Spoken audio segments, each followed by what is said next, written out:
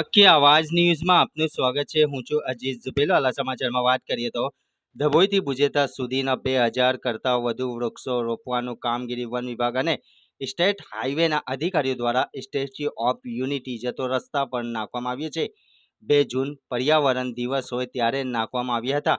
આશરે 2000 જેટલા વૃક્ષો 5 દિવસની અંદર મજૂરો લગાવીને રોપાતો રોપ લીધો છે, પણ પાણીના અભાવના કારણે વૃક્ષ રોપા સુકાઈ રહ્યા છે। વન વિભાગના અધિકારીઓ અને સ્ટેટ હાઈવેના અધિકારીઓ ઝાડ રોપાતા નાખે છે, પણ વારંવાર નાખવા છતાં પાણી ન મળતા 5 દિવસની અંદર કેટલાક વૃક્ષો સુકાઈ ગયા છે। એમ તો સરકારના લાખ રૂપિયા પાણીમાં ફેરફાઈ રહ્યા છે એવું લાગી રહ્યું છે।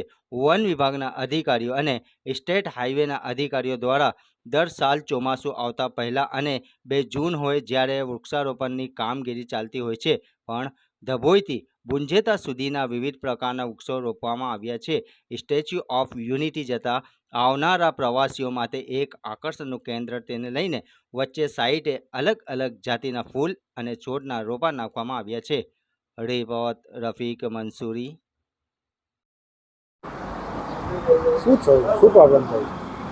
ડભોઈથી સ્ટેચ્યુ ઓફ યુનિટી રોડ જવા માટેનો છે, તો આ લોકો વૃક્ષો વાવે છે તો વૃક્ષોની કોઈ કાળજી જ નથી કરતા। જે તે અધિકારીઓ વન વિભાગના હોય કે જે તે હોય તો અમારા ઝાડો સુકાઈ જાય છે। 2 જૂન પર આ લોકોએ નાખેલા છે ઝાડ, પણ ઝાડ રોપીને ગયા એ ગયા, બીજી વાર દેખવા આવતા નથી ને કોઈ ઝાડની કોઈ કાળજી જ નથી। અને કે ભાઈ આ સરકાર એવું કહે છે કે વૃક્ષો વાવો, પણ વૃક્ષની કોઈ કાળજી કરવા તૈયાર જ નથી।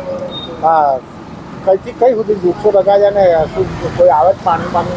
ડભોઈથી અમારા નર્મદા જિલ્લો સોમપુરાનો સ્ટેન્ડ છે, ત્યાં લગીનનું લાગેલું છે, પણ ત્યાં લગીન કોઈ જાતનું પાણીનું નહીં કે કોઈ પાણીનું ટેન્કર નહીં કે વાવીને ગયા એ ગયા, પણ અમને અત્યારે બી તમે જોઈ લો કે આ બધા વૃક્ષો સુકાઈને ધાર થઈ ગયા છે।